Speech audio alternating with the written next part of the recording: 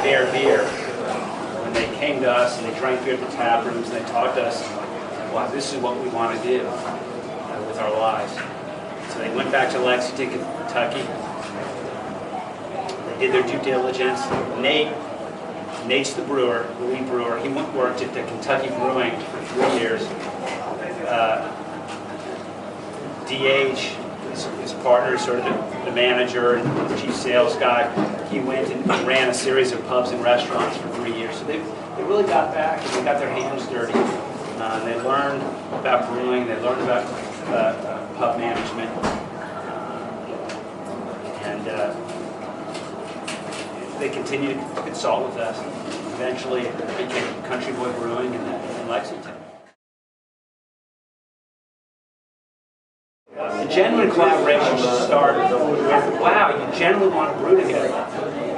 And then you both have ideas. The collaboration starts back and forth on emails, on recipe development. What do we want to make and why? Our collaboration with Country Boy was fun because the beer that these guys love, they fell in love with the Baird was Angry Boy, brown ale. That was sort of their wow. And then in their portfolio, they have their Amos Moses, which is less strong, less hoppy than Angry Boy, but it's sort of their American version of a brown ale.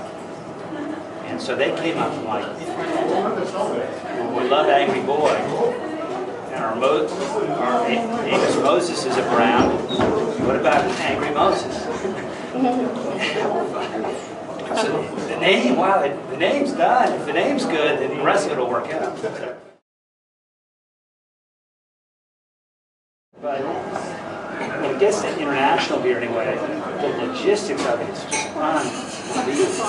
It is so complicated. And you have these companies like Nagono Trading that do it so well, and they're so committed. They did the best job of anybody I've seen internationally, cultivating first-class relationships with brewers on trust. They handle the beer right. They insist on refrigeration, etc., etc., etc.